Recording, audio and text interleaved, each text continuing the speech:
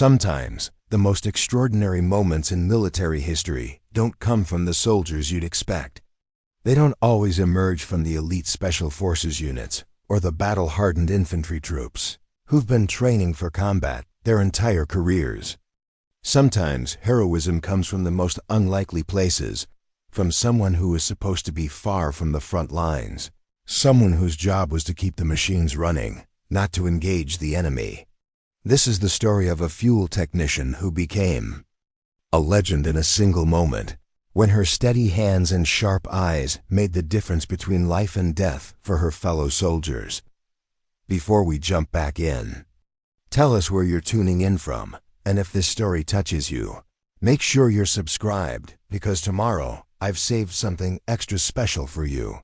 In the sprawling theater of modern warfare, military operations depend on countless moving parts working in perfect harmony. For every soldier pulling a trigger on the front lines, there are dozens of support personnel working tirelessly behind the scenes, mechanics keeping vehicles operational, communications specialists maintaining vital links between units, medics, ready to save lives, and fuel technicians ensuring that the massive war machine never runs dry. These support roles are absolutely critical, but they're often overlooked when we talk about military heroism. The fuel technicians, in particular, work in a world of logistics, maintenance schedules, and supply chains, a world that should, theoretically, keep them far from direct combat. But war has a way of blurring the lines between safe zones and danger zones, between support roles and combat roles. In the chaos of battle, anyone wearing a uniform can suddenly find themselves thrust into a life-or-death situation where their actions will determine not just their own fate, but the fate of their comrades.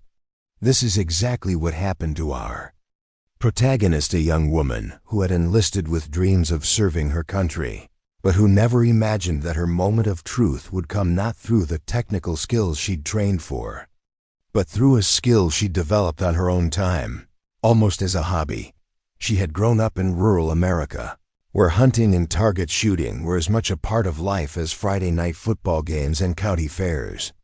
Her father had taught her to shoot when she was barely tall enough to hold a rifle properly, and over the years, she had developed an almost supernatural ability to hit targets at distances that would make seasoned marksmen shake their heads in amazement. But when she enlisted in the military, she didn't pursue a combat role. Instead, she was drawn to the technical aspects of military service, the precise, methodical work of maintaining and managing the fuel systems that kept helicopters flying, tanks rolling, and generators humming. Her military occupational specialty was fuel handler, officially designated as a petroleum supply specialist. It was a job that required attention to detail, mechanical aptitude, and the ability to work safely with volatile substances under pressure. She excelled at it, quickly earning the respect of her supervisors and peers for her thoroughness and reliability. When equipment broke down, she was the one who could diagnose the problem quickly and get it running again. When fuel supplies ran low, she was the one who ensured that the most critical operations got priority. She was, by all accounts, exactly the kind of skilled technician that modern military operations depend on.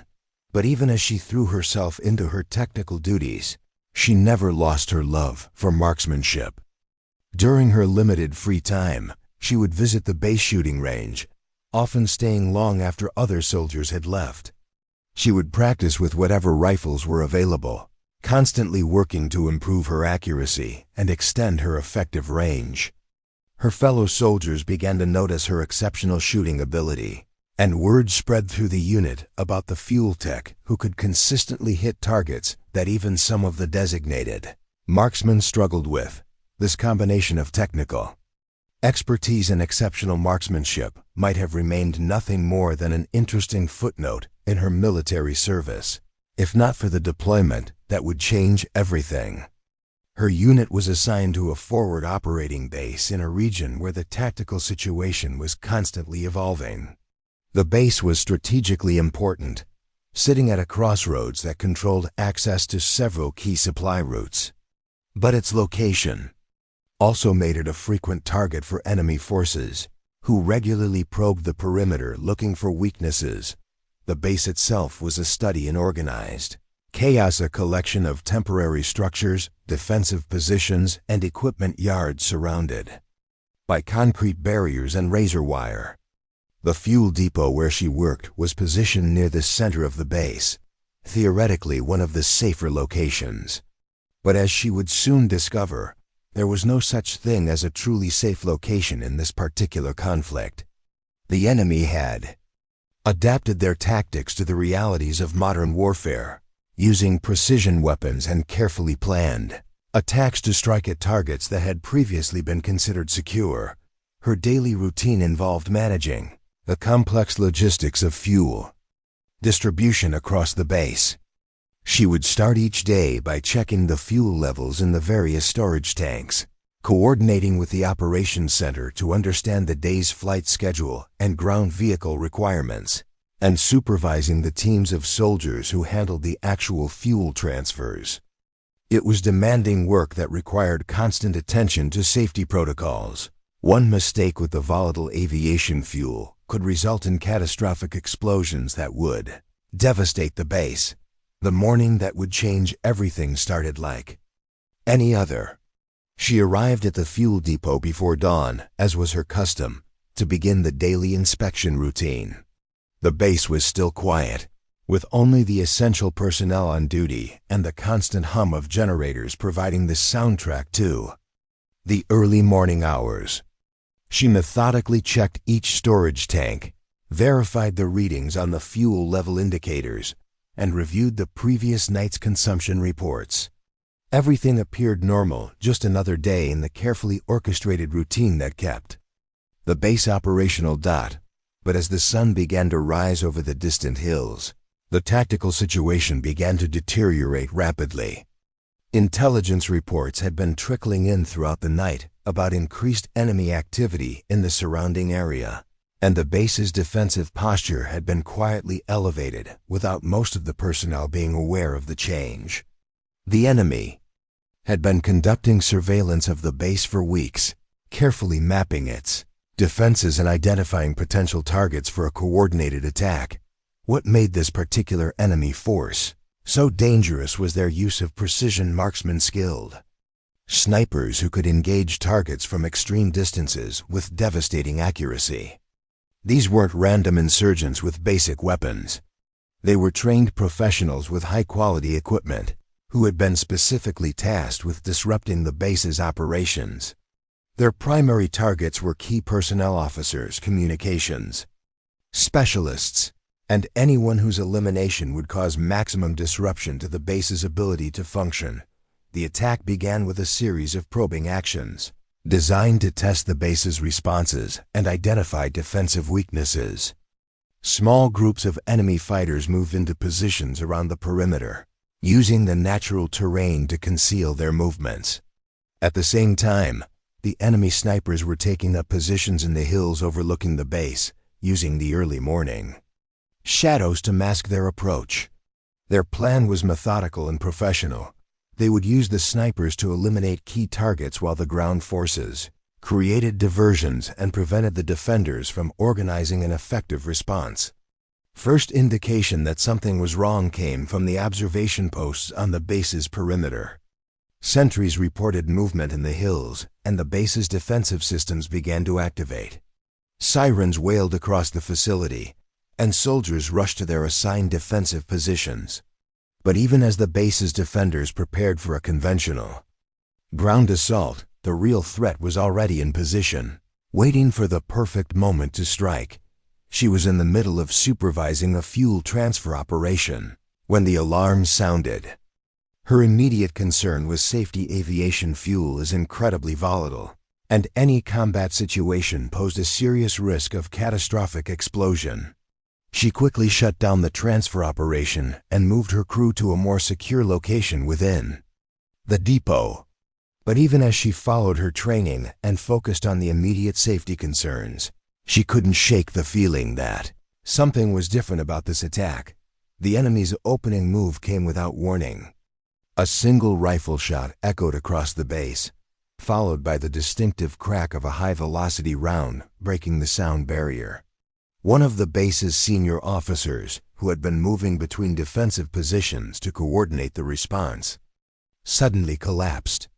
The round had struck him in the chest, and despite the immediate response from the base's medical team, it was clear that the wound was fatal.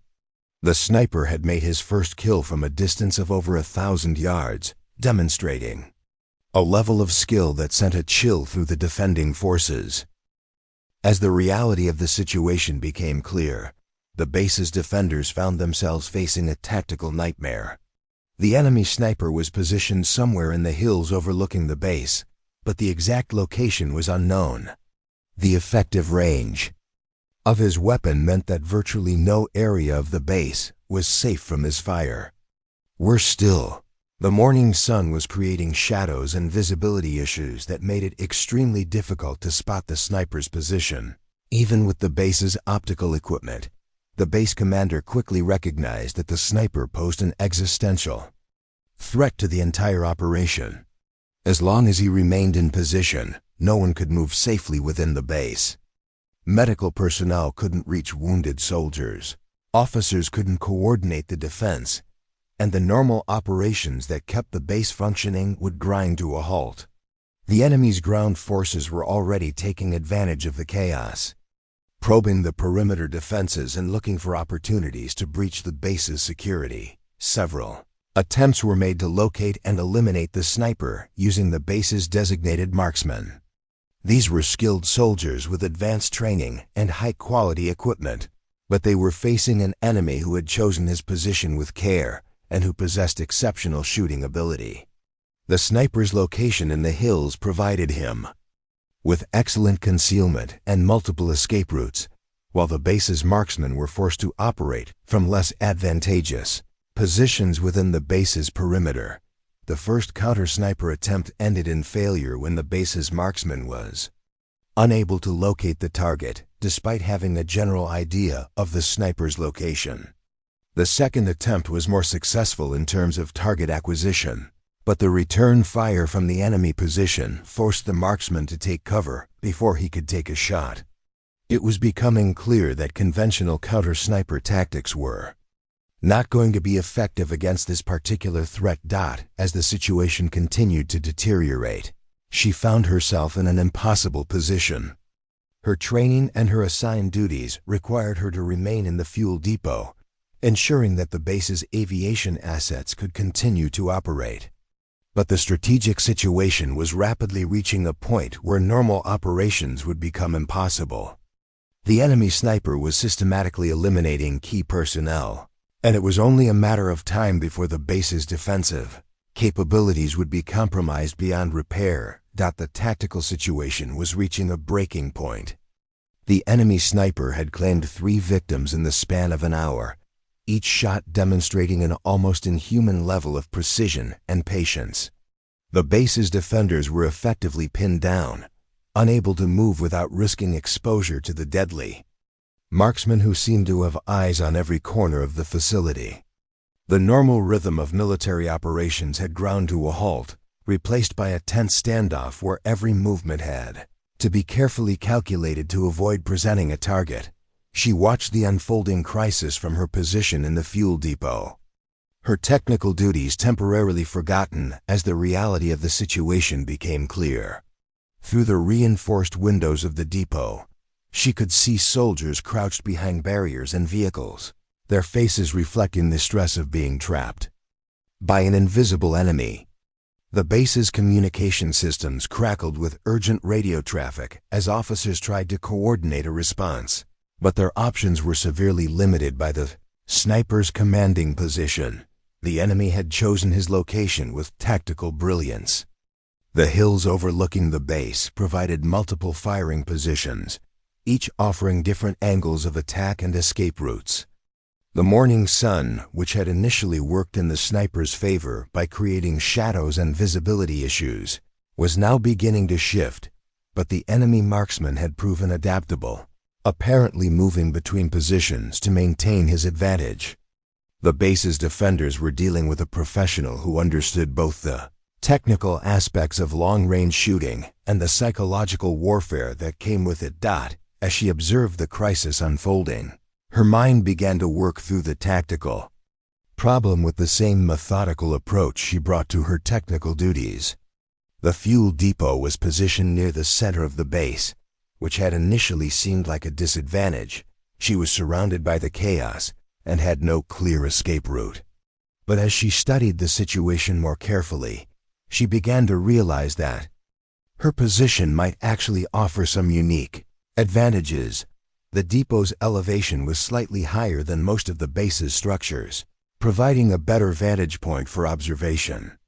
More importantly, the building's construction included several features that could be useful for a precision shot: thick concrete walls for stability, reinforced windows that could be opened for clear lines of sight, and a robust structure that could support the weight and recoil of a heavy rifle.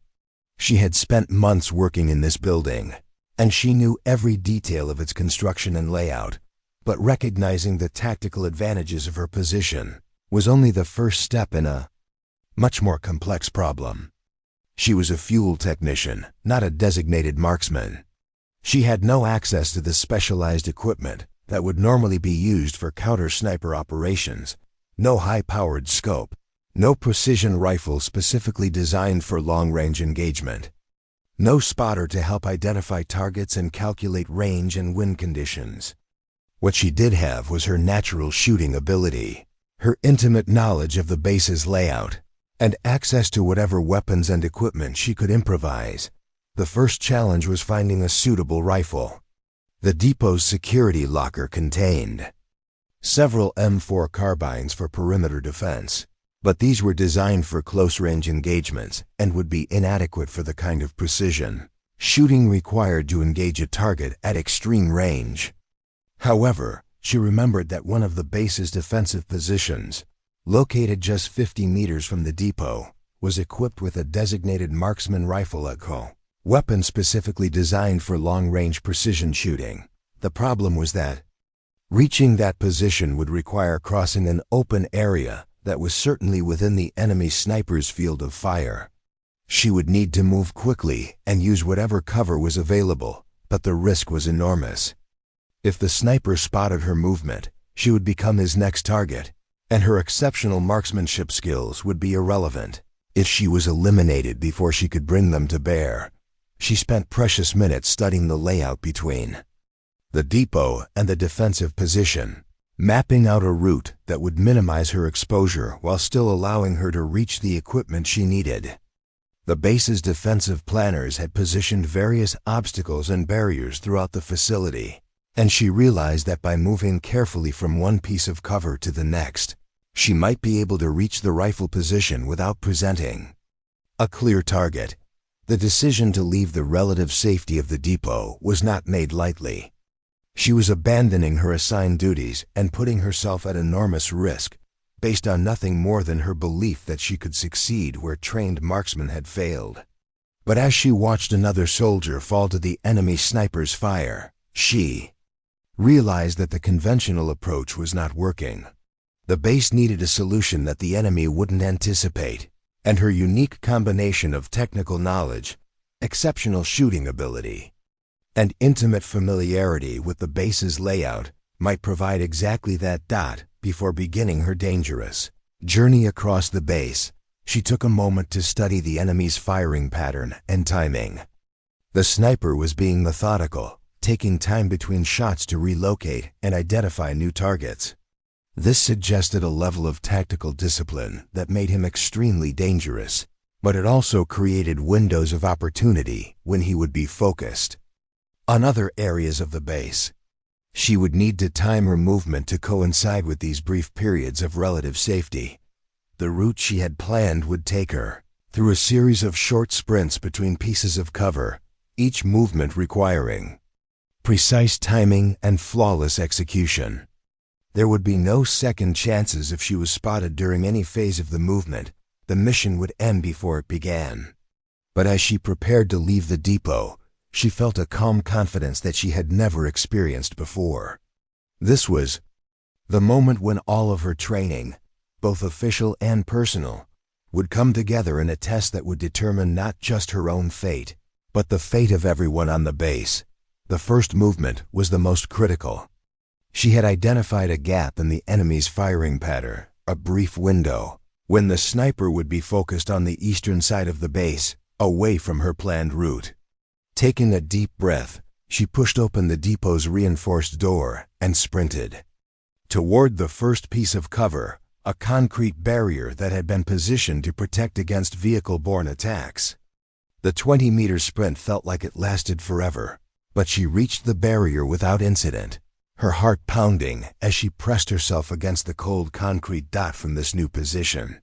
She could see the defensive position that contained the equipment she needed.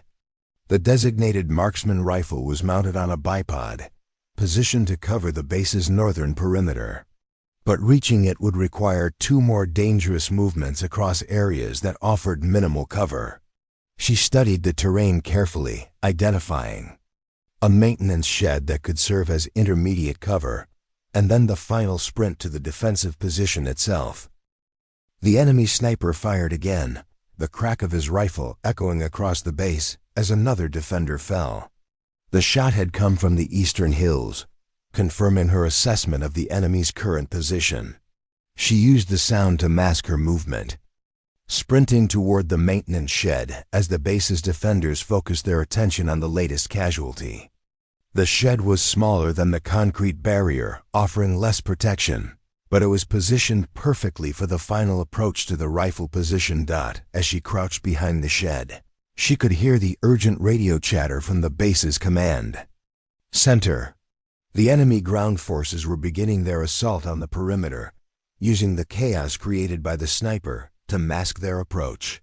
Time was running out. If the sniper wasn't eliminated soon, the base's defensive positions would be overrun and the entire facility would be lost. The pressure was enormous, but she forced herself to remain calm and focused on the immediate task. The final movement was the most dangerous. The rifle position was elevated on a small platform, designed to provide the designated marksman with a clear view of the surrounding terrain.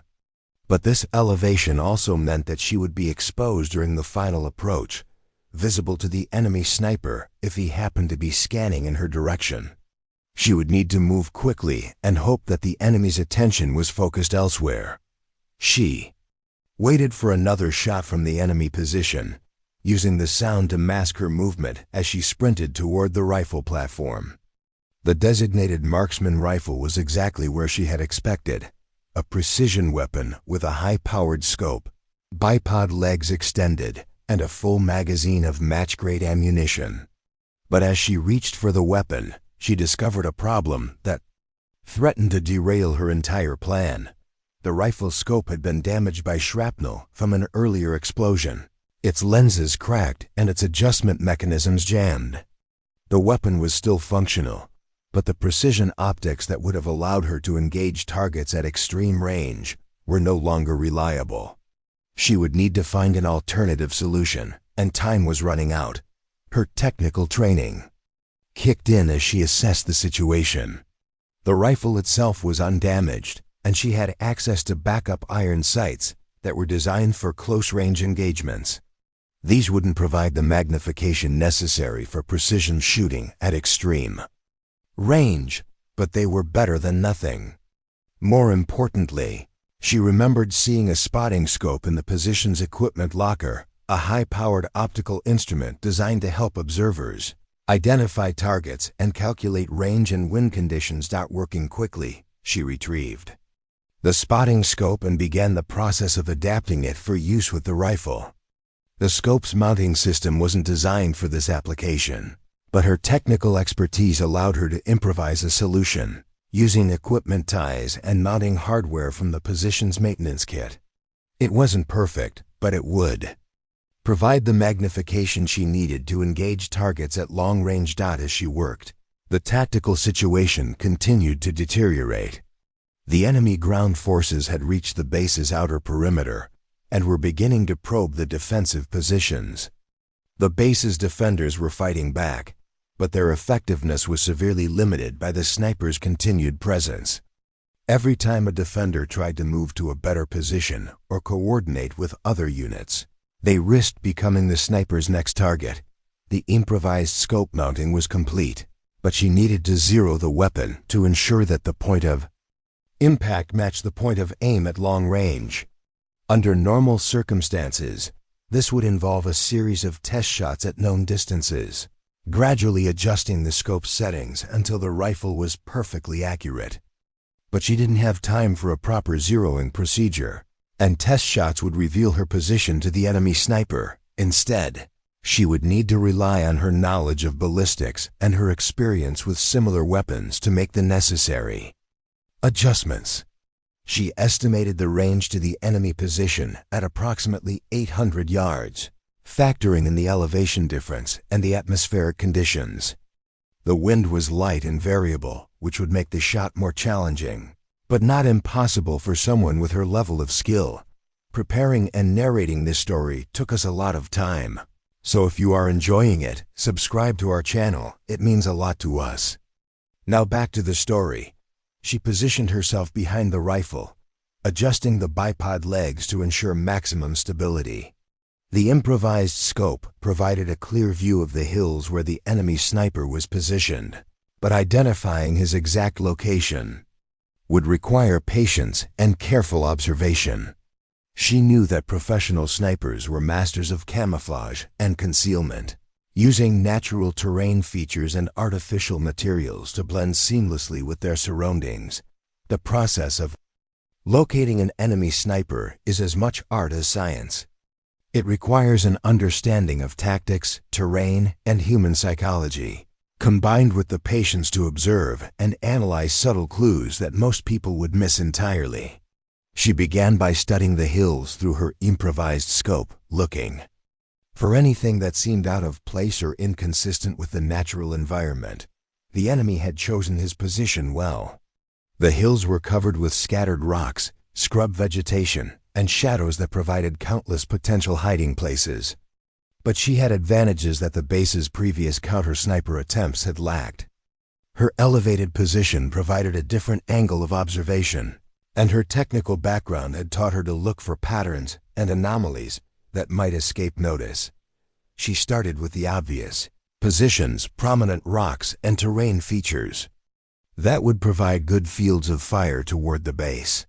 But these locations were too obvious for a skilled sniper, and her systematic search revealed nothing. She expanded her search to less obvious positions, looking for spots that would provide adequate concealment, while still allowing effective engagement of targets within the base. The key breakthrough came when she noticed a slight discoloration in the vegetation on a hillside approximately 800 yards away. It was subtle, just a small area where the natural green of the scrub brush appeared slightly different from the surrounding terrain.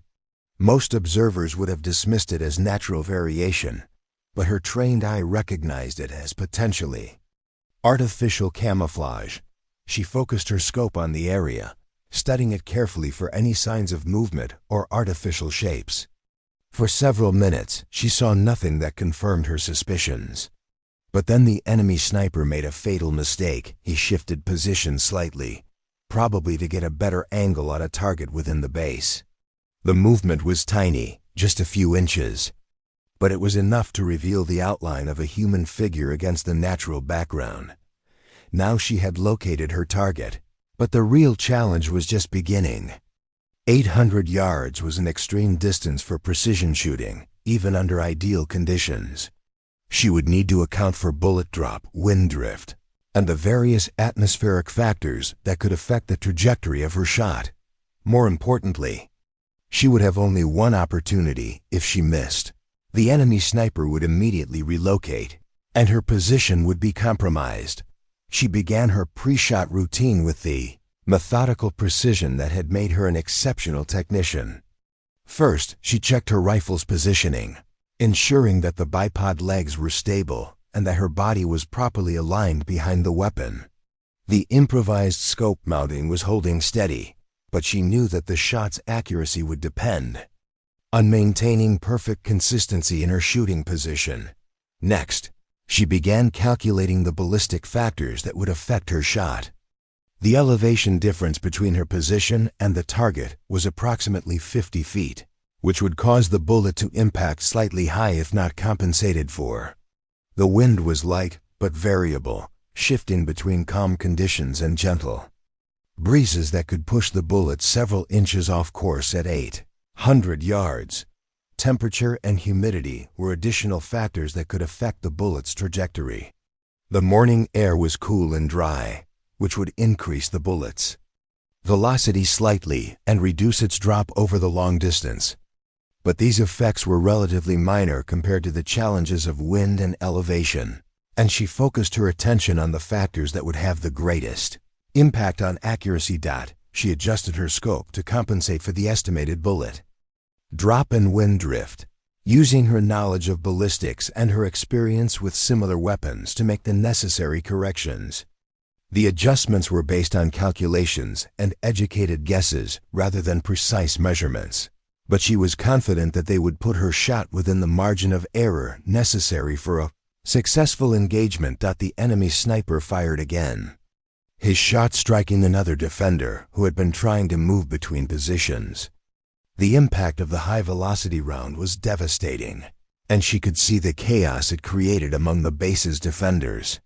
But the muzzle flash from the enemy's weapon also confirmed his exact position, providing her with the final piece of information. She needed to take her shot. She settled into her shooting position, controlling her breathing and focusing on the fundamentals of marksmanship that had been drilled into her since childhood. The crosshairs of her improvised scope were centered on the enemy sniper's position, and she began the final preparations for what would be the most important shot of her life. The target was partially concealed by his camouflage, but she could make out enough detail to ensure accurate aim. He was in a prone position, similar to her own, with his rifle supported on a bipod. The angle of his body and the position of his weapon suggested that he was preparing for another shot at a target within the base. She took a deep breath and let half of it out, settling into the natural respiratory pause that would provide the steadiest platform for her shot. Her finger found the trigger, and she began the slow, steady pressure that would fire the weapon. The crosshairs remained steady on the target, and she maintained her focus on the fundamentals of precision shooting. Moment of truth had arrived. All of her training, both official and personal, had led to this single instant when her actions would determine the fate of everyone on the base. The enemy sniper was preparing to take another shot, and she was preparing to stop him. The distance was extreme, the conditions were challenging, and the margin for error was essentially zero. Time seemed to slow as she applied the final pressure to the trigger. Her heartbeat was steady and controlled. Her breathing had settled into the perfect rhythm for precision shooting, and her improvised scope was locked onto the target 800 yards away. The enemy sniper was motionless in his position, completely unaware that he had been located and was now in the crosshairs of someone who possessed the skill to eliminate him. The rifle fired with a sharp crack that echoed across the base, recoil pushing back against her shoulder as the bullet began its journey toward the target. She maintained her position behind the scope, following the fundamental rule of precision shooting that requires the marksman to observe the impact of their shot. At 800 yards, the bullet would take approximately 1 second to reach the target, and she needed to see the results to determine if a follow-up shot would be necessary. The bullet's trajectory was nearly perfect, following the ballistic arc she had calculated and compensated for. The slight crosswind that had been her primary concern had minimal effect on the shot, and her adjustments for elevation and distance proved to be accurate. The match-grade ammunition performed exactly as designed, maintaining its velocity and stability throughout the long flight to the target. The impact was devastating and immediate. The enemy sniper's body jerked violently as the bullet struck him center mass, the high-velocity round delivering massive kinetic energy that eliminated the threat instantly. His rifle fell from his hands, and his carefully constructed camouflage position was disturbed by the impact, revealing the full extent of his concealment efforts. She remained in position for several seconds, watching through her scope to ensure that the threat had been eliminated. The enemy sniper showed no signs of movement, and his weapon was clearly out of action. The shot had been successful, but she knew that confirming the kill was only the first step in the process. She needed to communicate the results to the base's command center and prepare for the possibility of additional threats. The effect of the sniper's elimination was immediate and dramatic. Across the base, defenders who had been pinned down by the threat of precision fire began to move more freely. Officers emerged from cover to coordinate the response to the enemy ground assault. Medics rushed to treat the wounded, and the normal flow of military operations began to resume. The psychological impact of eliminating the sniper was as important as the tactical advantage. The defenders' morale soared as they realized that the deadly threat had been neutralized. But even as the base's defenders celebrated the successful counter-sniper operation, she remained focused on the broader tactical situation. The enemy ground forces were still advancing on the perimeter, and their assault was being coordinated by commanders who would quickly realize that their sniper support had been eliminated. She expected them to adapt their tactics accordingly, possibly becoming more aggressive in their assault or attempting to locate and eliminate the marksman who had killed their sniper. She used the base's radio system to report the successful engagement to the command center, providing the coordinates of the enemy sniper's position and confirming that the immediate threat had been eliminated. The response from the command center was immediate and enthusiastic. The successful shot had broken the tactical stalemate and given the defenders the freedom of movement they needed to organize an effective response. The base commander quickly recognized the significance of her achievement and began coordinating a more aggressive defense of the perimeter. With the sniper threat eliminated, the base's heavy weapons could be brought to bear on the advancing enemy forces, and the defenders could maneuver more freely to establish overlapping fields of fire. The tactical balance had shifted dramatically in favor of the defenders, but she knew that her role in the battle was far from over. The enemy forces would likely attempt to locate and eliminate her position in retaliation for the loss of their sniper. She needed to relocate immediately to avoid becoming a target herself. She began the process of disassembling her improvised scope mounting and preparing to move to a new position. The designated marksman rifle would need to be returned to its original position, but she realized that her unique combination of skills and equipment might be needed again before the battle was over. The enemy forces were skilled and well-equipped, and they might have additional snipers or precision weapons that could threaten the base's defenders. She made the decision to remain in a combat role rather than returning to her technical duties. At the fuel depot as she prepared to move to a new position, she reflected on the shot that had changed everything. The distance had been extreme, the conditions challenging, and the pressure enormous. But her technical training, her natural marksmanship ability, and her intimate knowledge of the base's layout had combined to create a perfect solution to what had seemed like an impossible problem. The enemy's ground assault was beginning to falter as the base's defenders organized their response. Without the sniper to suppress their movement, the defenders could establish effective firing positions and coordinate their efforts. The enemy forces found themselves facing a much more organized and aggressive defense than they had expected, and their advance began to slow. She moved carefully through the base, using her knowledge of the facility's layout to avoid areas that might be under enemy observation. Her new position would need to provide good fields of fire toward the perimeter, while offering adequate concealment and multiple escape routes. The battle was far from over, and she needed to be prepared for whatever challenges would come next. The transformation from fuel technician to combat marksman had been complete. She had proven that heroism could emerge from the most unlikely circumstances, and that the technical skills and Attention to detail that made her an exceptional support soldier also made her a formidable combatant when the situation demanded it. The tactical situation began to evolve rapidly following the elimination of the enemy sniper. The base's defenders, no longer constrained by the threat of precision fire, began to implement a coordinated response to the ground assault. Heavy weapons positions that had been silent to avoid drawing the sniper's attention came alive with suppressive fire, and the base's mortar began dropping rounds on the advancing enemy forces. From her new position, she could observe the broader battle unfolding across the base's perimeter. The enemy forces were skilled and determined, but they had planned their assault around the assumption that the sniper would continue to suppress the defenders' movement. With that critical advantage eliminated, they found themselves facing a much more formidable defense than they had anticipated. The base commander had quickly reorganized the defensive positions to take advantage of the new tactical situation. Infantry squads that had been pinned down by sniper fire were now free to maneuver, creating overlapping fields of fire that made it extremely difficult for the enemy forces to advance.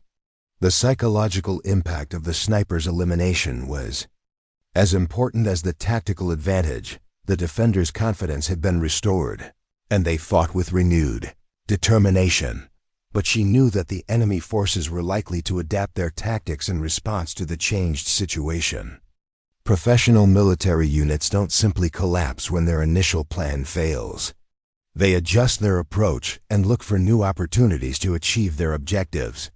She expected them to attempt to locate and eliminate her position in retaliation for the loss of their sniper, and she also suspected that they might have additional precision weapons or specialized personnel that hadn't yet been committed to the battle. Her new position provided excellent observation of the northern approaches to the base, where the heaviest fighting was taking place. The enemy forces were attempting to breach the perimeter in multiple locations, using small unit tactics and coordinated fire to overwhelm specific sections of the defense.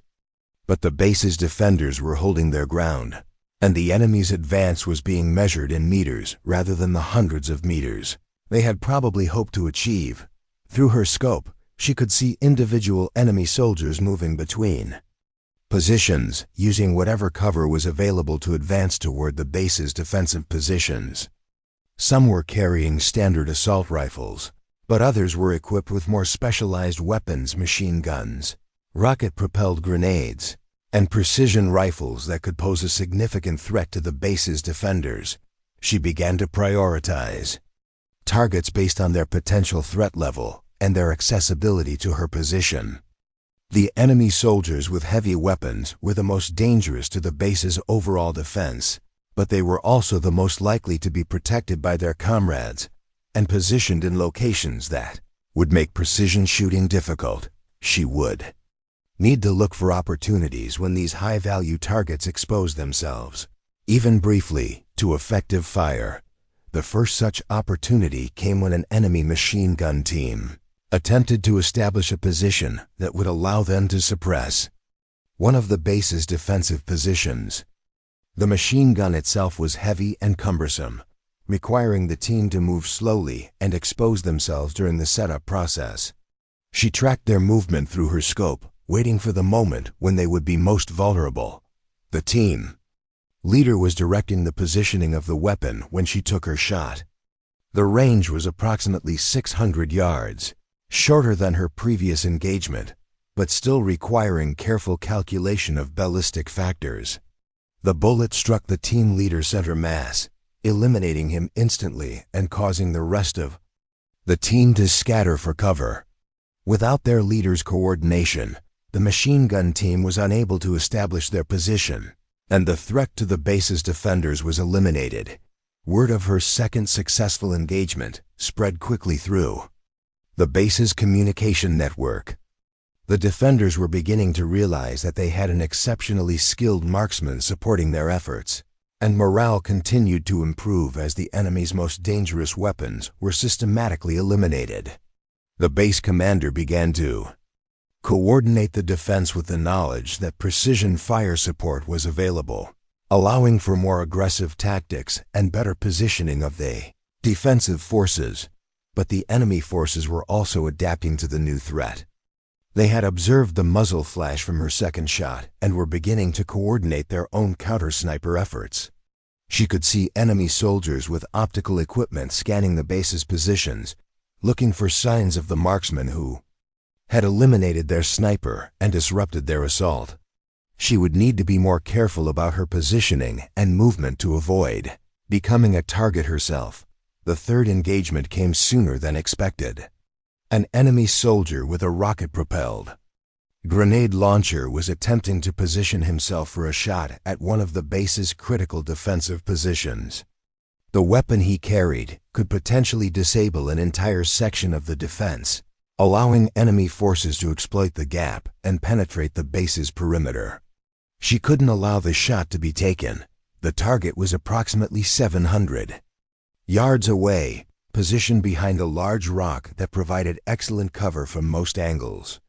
But from her elevated position, she had a clear shot at the target's upper torso. The angle was challenging, requiring her to compensate for both distance and elevation. But the shot was within her capabilities. She took the shot with confidence, and the result was immediately apparent. The enemy soldier collapsed, his weapon falling from his hands and sliding down the rocky slope. The threat to the base's defensive position had been eliminated, but she knew that her muzzle flash had been visible to enemy observers. She began moving to a new position immediately, knowing that counter-battery fire or a coordinated assault on her location was likely. The enemy's response to her third successful engagement was swift and coordinated. Within minutes of her shot, she could see enemy soldiers moving toward her general position, using covered approaches and coordinated movement that suggested professional military training. They had identified her as a significant threat to their operation, and they were committed to eliminating her before she could disrupt their assault any further. She moved quickly through the base, using her intimate knowledge of the facilities layout to stay ahead of the enemy forces that were attempting to locate her. The advantage of fighting on familiar terrain was enormous. She knew every building, every piece of cover, and every potential firing position. The enemy forces were operating in unfamiliar territory, forced to move cautiously and expose themselves to observation and fire from the base's defenders. Her new position was in a maintenance building near the base's communications center. The building provided excellent concealment and multiple escape routes, while still offering good fields of fire toward the areas where enemy forces were most active.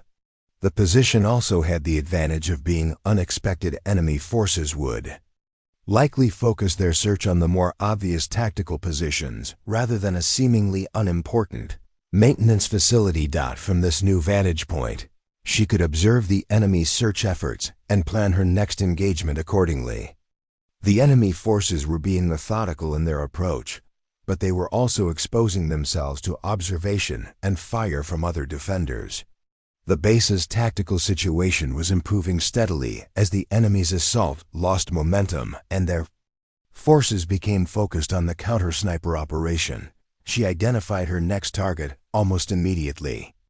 An enemy officer was positioned in a location that provided him with good observation of the base's defensive positions, and he was using a radio to coordinate the assault forces.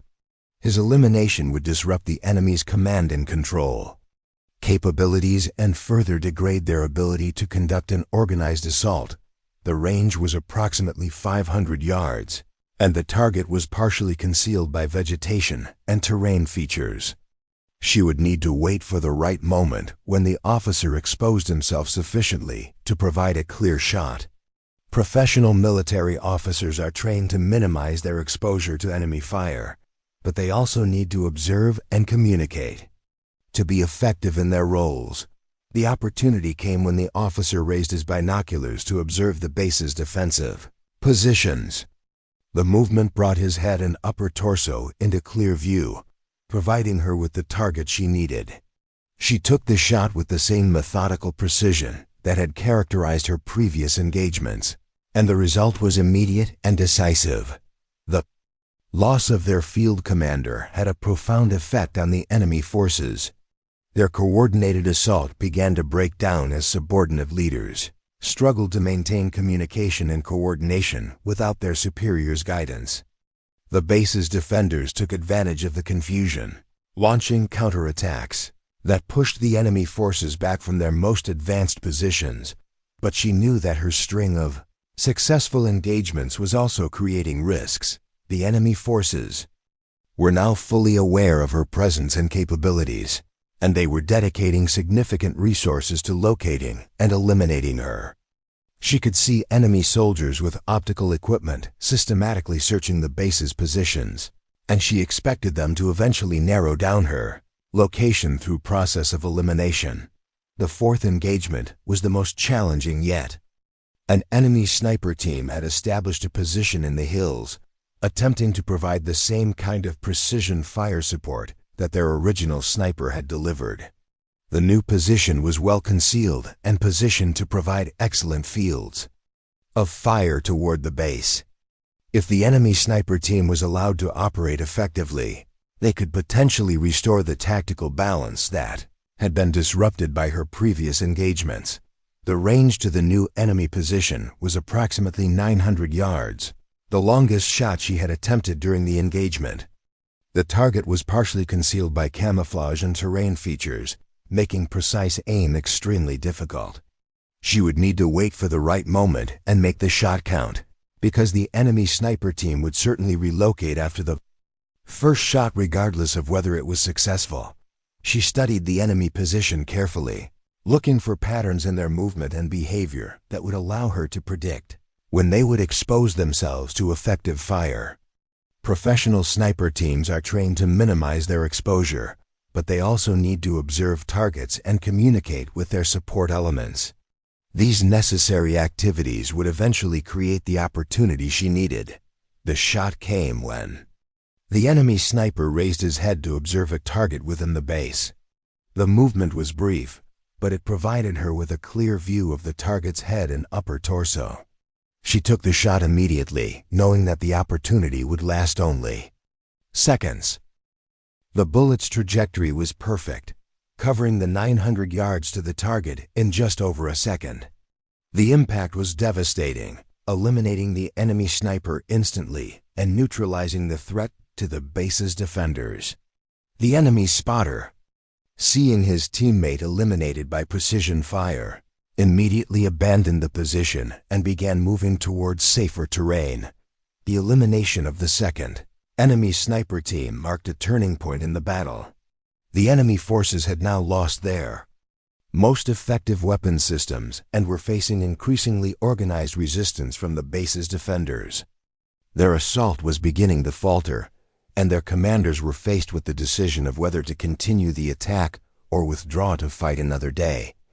She remained in position, observing the enemy forces and looking for additional targets of opportunity. The tactical situation was clearly favoring the defenders, but she knew that professional military units could be extremely dangerous even when they were losing. Desperate soldiers sometimes take extraordinary risks, and she needed to be prepared for whatever final desperate measures the enemy might attempt. The enemy forces' response to their deteriorating tactical situation was both predictable and dangerous. Rather than attempting to continue their faltering assault on the base's perimeter, they began to consolidate their forces for what appeared to be a coordinated withdrawal. But she recognized that this apparent retreat could be a tactical deception, designed to lure the base's defenders into a false sense of security before launching a final, desperate assault. Professional military units don't simply abandon their objectives when faced with casualties and tactical setbacks. They adapt their approach, looking for new opportunities to achieve their mission goals or at least inflict maximum damage on their opponents before withdrawing. She expected the enemy forces to attempt some form of final action that would justify the losses they had sustained and potentially create opportunities for future operations. Her expectation proved correct when she observed enemy forces moving toward the base's fuel depot. Her original duty station, and the facility that contained the volatile aviation fuel that kept the base's helicopters operational.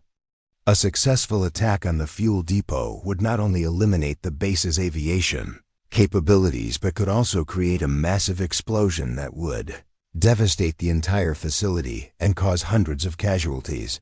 The enemy forces moving toward the fuel depot were different from the assault troops she had been engaging. These were specialists equipped with demolition charges and incendiary devices specifically designed to create catastrophic damage to fuel storage facilities. They moved with the precision and coordination of soldiers who had trained extensively for this specific mission. She immediately recognized the threat and began repositioning to intercept the enemy demolition team.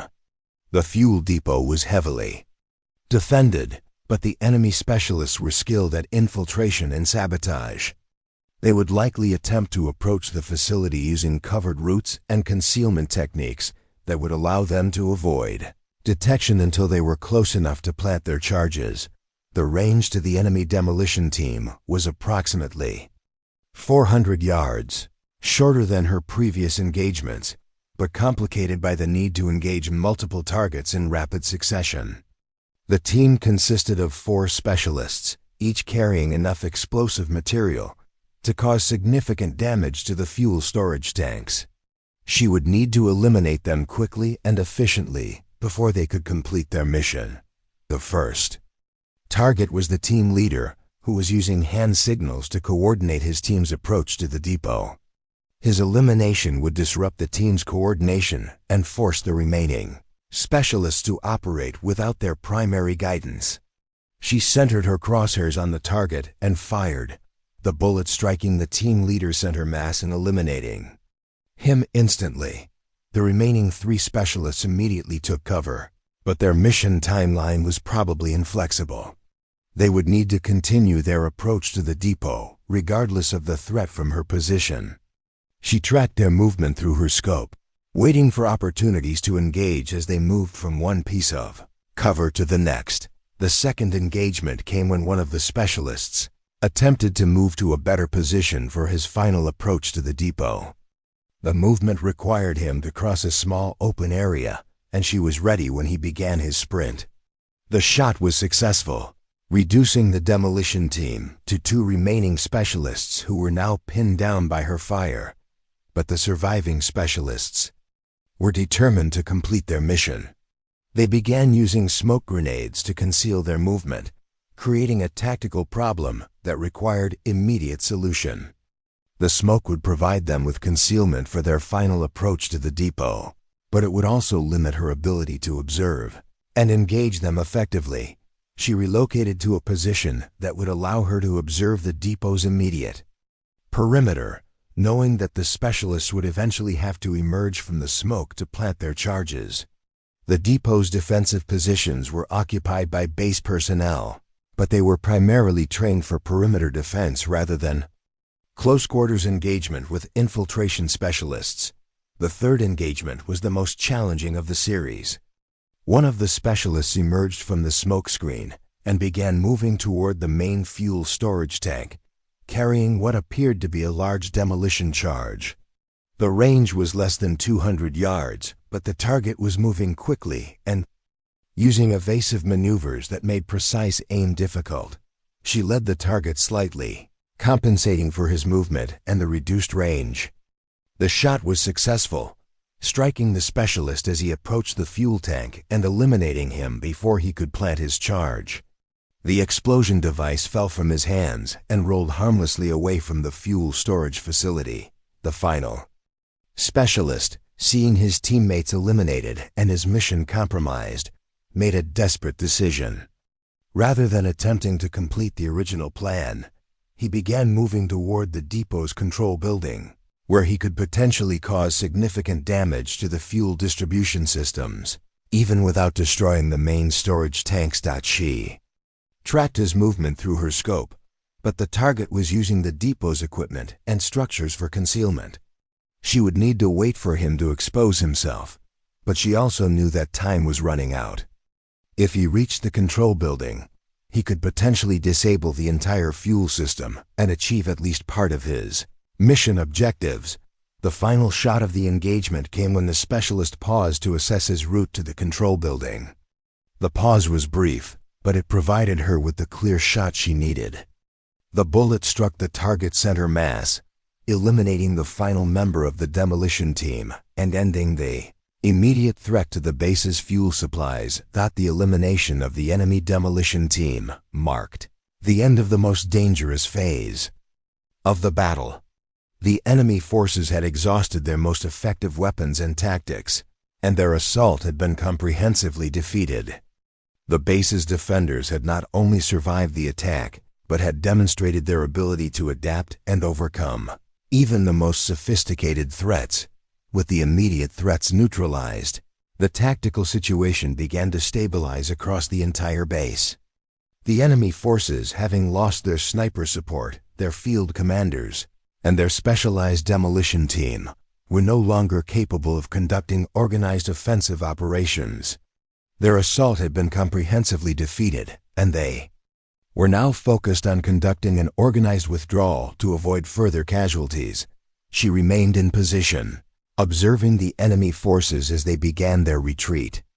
Professional military units conduct withdrawals with the same discipline and organization they bring to offensive operations, and she expected the enemy forces to attempt to cover their withdrawal with rearguard actions and diversionary tactics. But their capabilities had been severely degraded by the loss of their key personnel and equipment. The base commander, recognizing that the immediate threat had been eliminated, began organizing pursuit operations designed to prevent the enemy forces from regrouping and launching future attacks. The base's mobile assets, helicopters, and ground vehicles were being prepared for operations that would harass the withdrawing enemy forces and gather intelligence about their capabilities and intentions. But even as the base's defenders celebrated their victory, she remained focused on the possibility of additional threats. Enemy forces sometimes leave behind stay-behind teams, or booby traps, designed to cause casualties among the defenders or disrupt the base's operations. She continued to scan the surrounding terrain through her scope, looking for any signs of continued enemy presence. The psychological impact of her actions was becoming apparent throughout the base. Word of the fuel technician who had eliminated multiple enemy targets at extreme range was spreading through the ranks, and her fellow soldiers were beginning to understand the crucial role she had played in the base's defense. The transformation from support personnel to combat hero was complete, but she remained focused on her duties rather than the recognition. The base's intelligence personnel were already beginning to analyze the engagement, studying the enemy's tactics and equipment to understand their capabilities and intentions.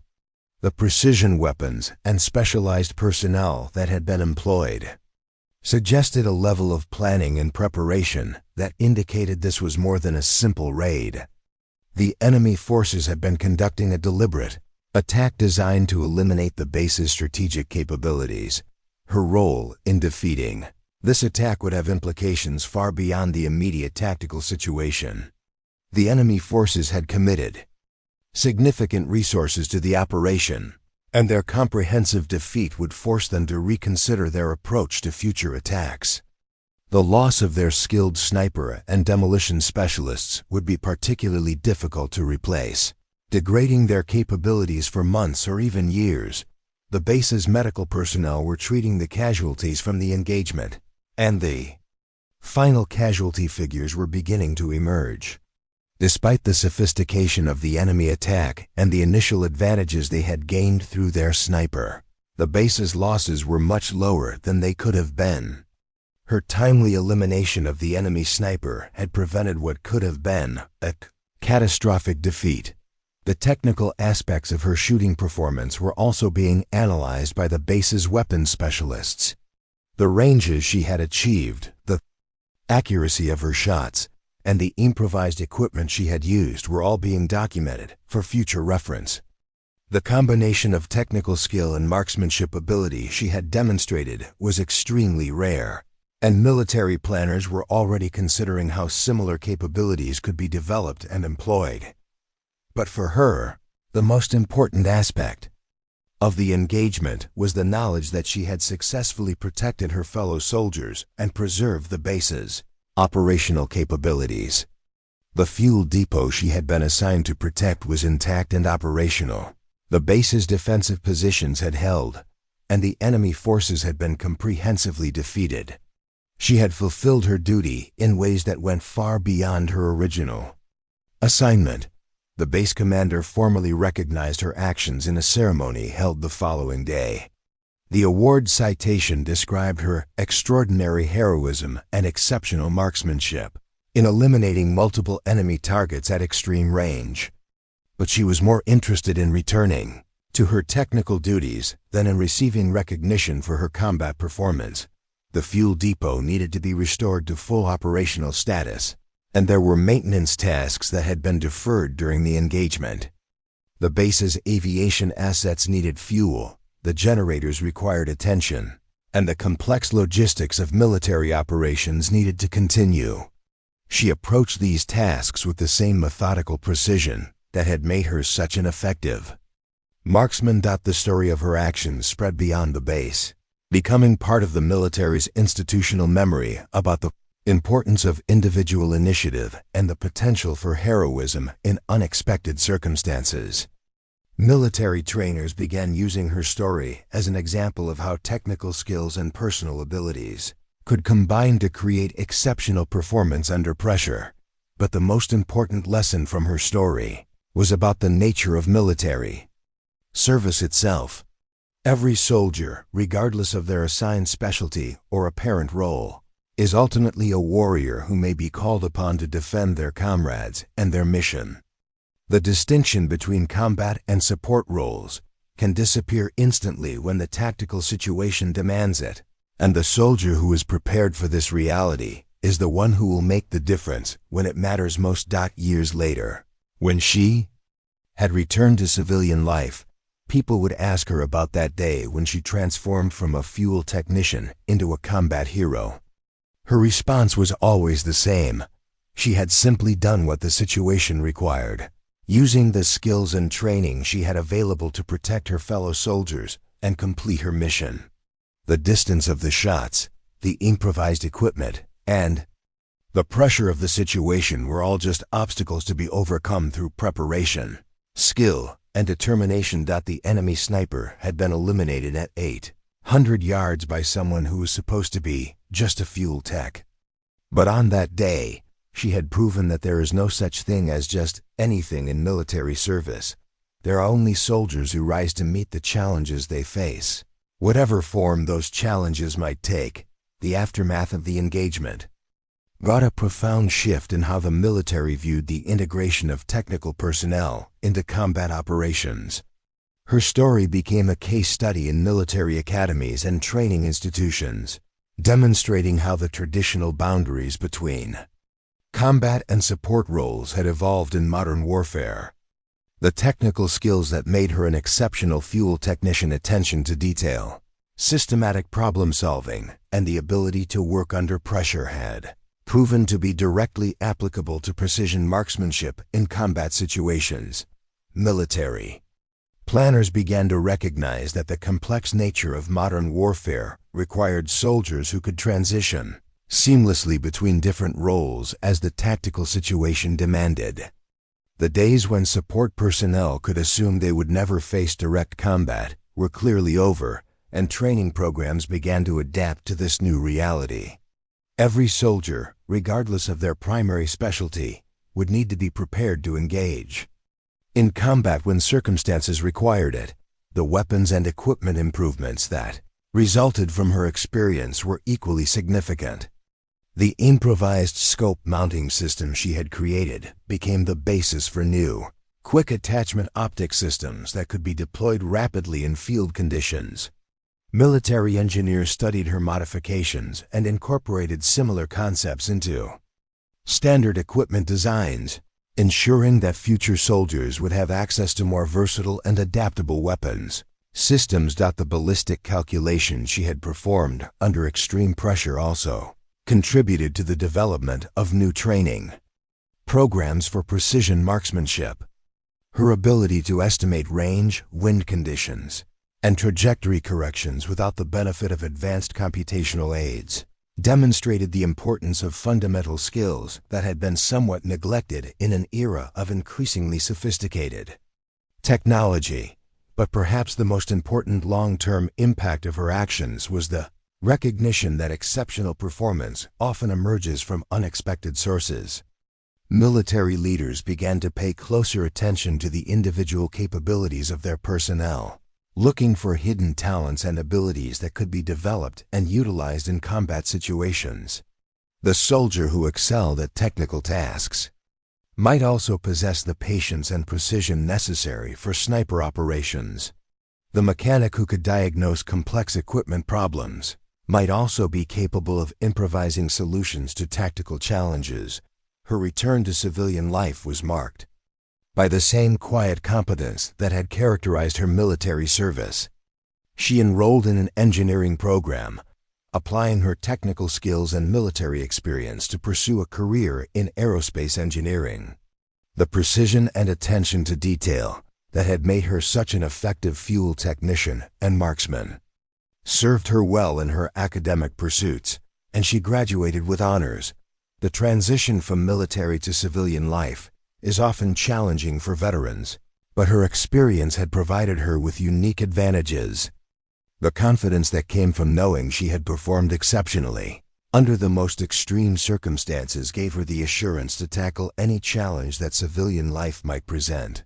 The leadership skills she had developed, the ability to work under pressure, and the systematic approach to problem solving that had served her in the military were all directly applicable to her civilian career. She accepted a position with a major aerospace company, working on the development of advanced aircraft systems. Her military experience provided her with unique insights into the practical requirements of military aviation, and her technical skills made her an invaluable member of the engineering team. The fuel systems she had maintained in the military were similar to those used in civilian aircraft, and her knowledge of their operational requirements helped inform the design of more efficient and reliable systems. But she never forgot the lessons of that day when she had been called upon to defend her fellow soldiers. The transformation from fuel technician to combat hero had been temporary, but the knowledge that she was capable of exceptional performance under extreme pressure was permanent. She carried this confidence into every aspect of her civilian life, approaching challenges with the same methodical preparation and unwavering determination that had made her successful in combat. The aerospace industry benefited enormously from her unique combination of technical expertise and combat experience. Her work on advanced aircraft systems was informed by her practical understanding of how equipment performed under the stress of military operations. The reliability and maintainability improvements she contributed to aircraft design would eventually benefit thousands of military and civilian aviators. Her colleagues in the aerospace industry were often unaware of her military background and the exceptional actions she had performed. She preferred to let her current work speak for itself rather than trading on her combat record. But those who knew her story understood that they were working with someone who had proven capable of extraordinary performance when the situation demanded it. The military continued to monitor her civilian career, recognizing that her unique combination of skills and experience made her a valuable resource for future consultation and development projects.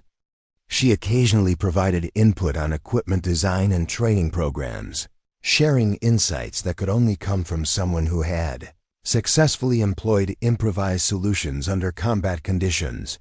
The story of her actions also became part of the broader narrative about the changing nature of military service and the importance of individual initiative in modern warfare.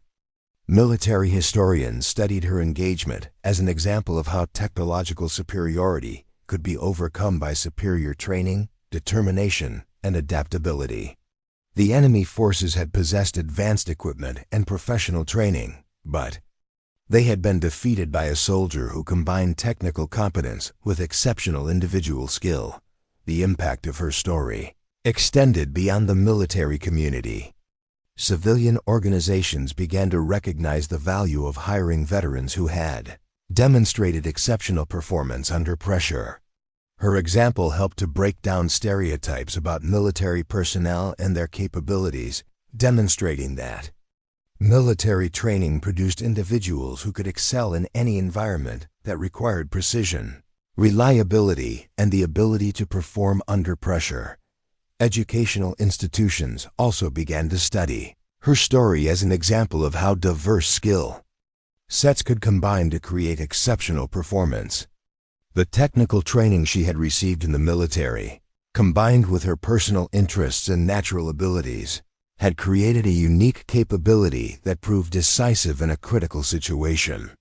This understanding influenced curriculum development in both military and civilian educational programs. The broader implications of her story continued to resonate throughout the military and civilian communities for years after the engagement.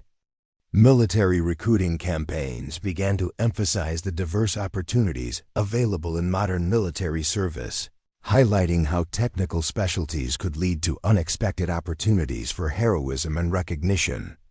The traditional image of the warrior as primarily a combat soldier was expanded to include the technician warrior who could transition seamlessly between technical and combat roles.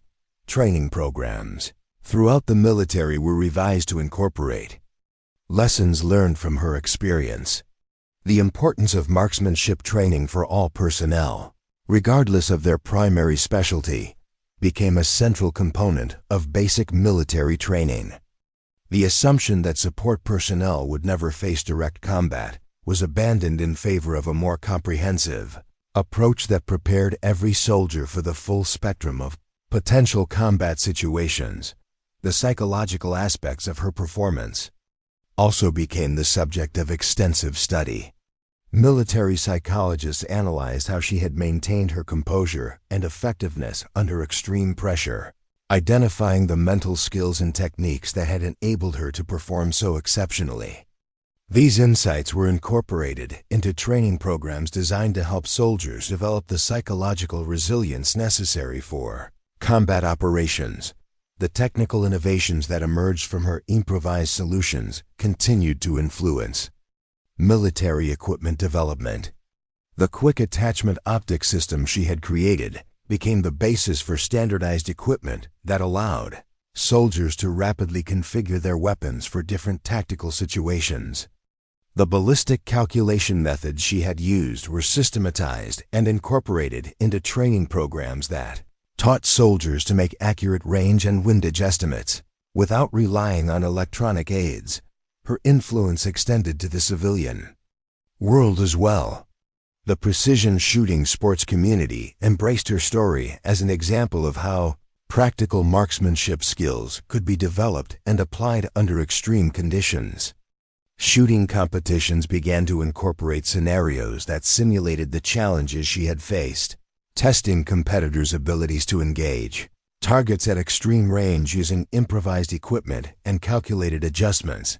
The aerospace industry continued to benefit from her contributions to aircraft design and development. Her understanding of how equipment performed under the stress of military operations informed the development of more reliable and maintainable systems. The fuel systems she helped design were more robust and easier to service, reducing maintenance requirements and improving operational availability for military and civilian aircraft. Her personal life reflected the same quiet competence that had characterized her military service. She married a fellow engineer and started a family, balancing her professional responsibilities with her role as a mother and wife. The confidence and resilience she had developed through her military experience served her well in managing the challenges of civilian life, and she approached parenthood with the same systematic preparation that had made her successful in her technical and combat roles.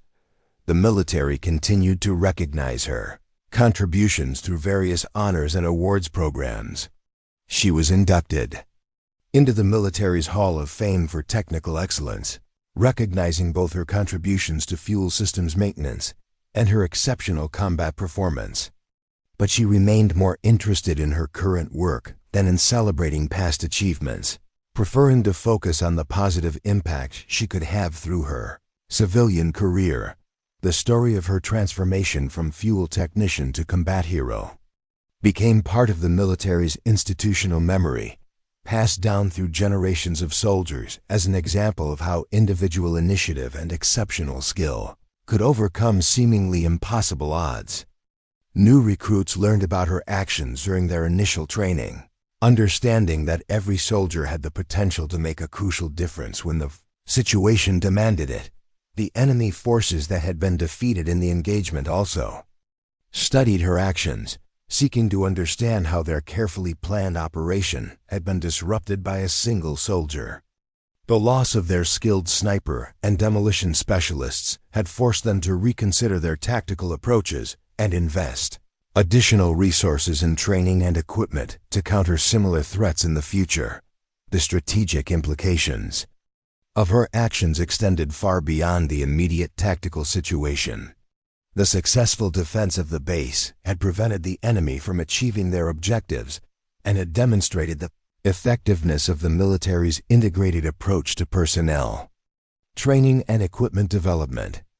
The engagement became a case study in how individual excellence could influence the outcome of larger, strategic operations. Her story also influenced the development of military doctrine regarding the employment of support personnel in combat situations. The traditional concept of rear area security was expanded to include the recognition that every soldier was a potential combatant who might be called upon to engage enemy forces directly. This understanding led to changes in training programs, equipment allocation, and tactical planning that better prepared support personnel for combat operations. The technological advances that resulted from her experience continued to influence military equipment development years after the engagement. The rapid deployment optic systems, improved ballistic calculation methods, and enhanced training programs all contributed to the military's overall effectiveness in subsequent operations. Her innovative solutions to tactical challenges had created a legacy of technological advancement that benefited countless soldiers who followed in her footsteps. The civilian applications of the military technologies she had influenced were equally significant. The precision manufacturing techniques developed for military optic systems found applications in civilian industries, improving the quality and reliability of products ranging from surveying equipment to medical devices.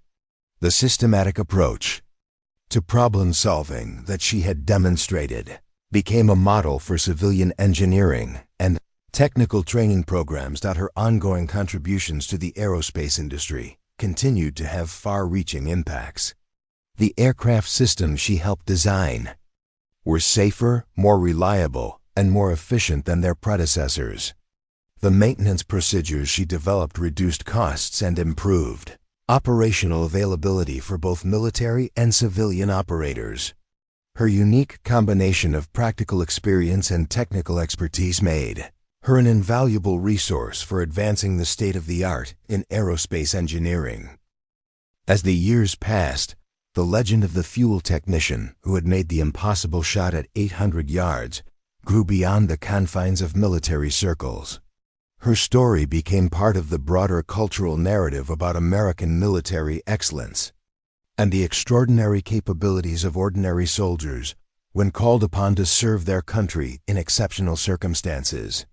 The transformation from support personnel to combat hero resonated with people who understood that heroism often emerges from unexpected sources. The military's approach to personnel development was fundamentally changed by the lessons learned from her experience. The recognition that exceptional performance could emerge from any specialty led to more comprehensive training programs that prepared every soldier for the full spectrum of potential combat situations.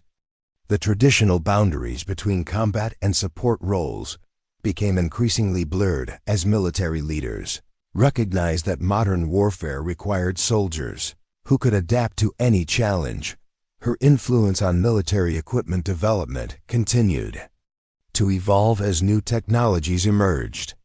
The principles she had demonstrated, adaptability, precision, and the ability to improvise solutions under pressure, became central to the design philosophy for new weapon systems. Equipment manufacturers began to prioritize versatility and user adaptability in their designs, recognizing that soldiers in the field would need to modify and adapt their equipment to meet unexpected challenges. The psychological aspects of her performance remained a subject of ongoing study and analysis. Military psychologists continued to examine how she had maintained her effectiveness under extreme pressure, identifying the mental skills and techniques that had enabled her exceptional performance. These insights were incorporated into training programs designed to help soldiers develop the psychological resilience necessary for combat operations. The impact of her story extended to the broader discussion about the role of women in military service. Her exceptional performance in combat helped to break down barriers and stereotypes about women's capabilities in military operations. The fact that she had achieved success not through physical strength, but through technical skill, mental toughness, and precision marksmanship demonstrated that combat effectiveness could take many different forms. The civilian applications of the technologies and techniques she had pioneered continued to expand. The precision manufacturing methods developed for military optics found applications in fields ranging from medical devices to scientific instruments. The systematic approach to problem solving that she had demonstrated became a model for civilian training programs in engineering and technical fields. Her personal commitment to mentoring young engineers and veterans transitioning to civilian careers became another significant aspect of her legacy. She understood the challenges faced by military personnel adapting to civilian life and worked to provide guidance and support to those following similar paths.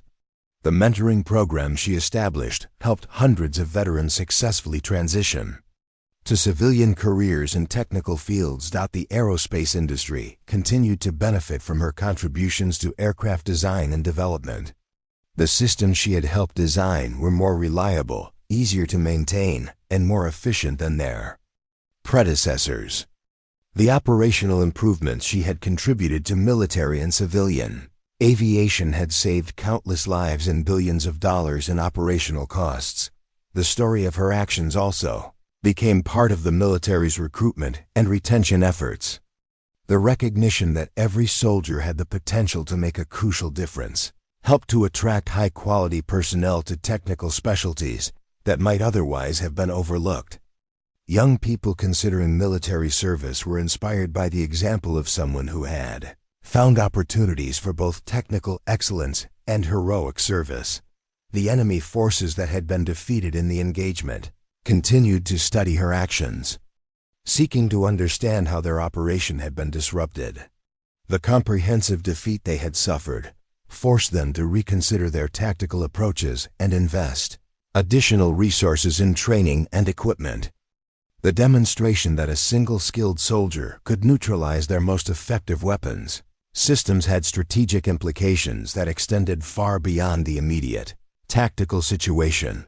The technological innovations that emerged from her experience continued to influence military equipment development decades after the original engagement. The rapid deployment optic systems, improved ballistic calculation methods, and enhanced training programs all contributed to the military's overall effectiveness in subsequent operations. Her innovative solutions to tactical challenges had created a legacy of technological advancement that continued to benefit soldiers around the world. The broader cultural impact of her story reflected the American military's emphasis on individual initiative and exceptional performance. The transformation from fuel technician to combat hero embodied the ideal of the citizen soldier who could rise to meet any challenge when called upon to serve. Her story became part of the narrative about American military excellence and the Extraordinary capabilities of ordinary soldiers in extraordinary circumstances. The military continued to honor her contributions through various recognition programs and historical commemorations. Her actions were studied in military academies and training institutions around the world, serving as an example of how technical competence, individual initiative, and exceptional skill could combine to overcome seemingly impossible odds. The can-do. Lessons learned from her experience continued to influence military training and equipment development. The final assessment of her impact on military service and national defense would continue to evolve as new challenges emerged and new technologies were developed. But the fundamental lessons of her story, that heroism could emerge from unexpected sources, that technical competence and combat effectiveness were not mutually exclusive, and that individual excellence could influence the outcome of larger strategic operations, would remain relevant for generations of soldiers who followed in her footsteps. Her transformation from fuel technician to combat hero had proven that there was no such thing as just any role in military service. Every soldier, regardless of their assigned specialty, was ultimately a warrior who might be called upon to defend their comrades and their mission. The shot that had eliminated an enemy sniper at 800 yards had been fired by someone who was supposed to be just a fuel tech, but who had proven that extraordinary performance could emerge from the most unlikely circumstances when duty called. The legacy of that single moment, when steady hands, sharp eyes, and unwavering determination converged to save countless lives, continues to inspire military personnel and civilians alike. It serves as a reminder that heroism isn't defined by your job title or your assigned duties, but by your willingness to rise to the occasion when others are counting on you.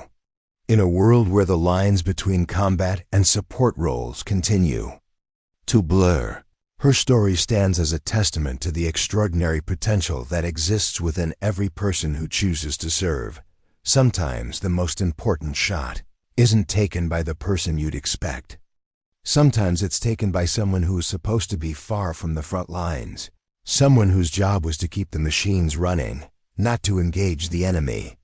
But when the moment came, when her fellow soldiers needed her most, she didn't hesitate. She took the shot that changed everything, proving that heroes can emerge from the most unlikely places when duty calls. The fuel technician who became a legend with a single shot at 800 yards had shown the world that there are no small roles in military service, only soldiers who are ready to answer the call when their moment comes. Her story will continue to inspire future generations of service members, reminding them that greatness can emerge from anywhere, at any time, when courage meets opportunity and skill meets necessity. Up next, you've got two more standout stories right on your screen. If this one hit the mark, you won't want to pass these up. Just click and check them out. And don't forget to subscribe and turn on the notification bell so you don't miss any upload from us.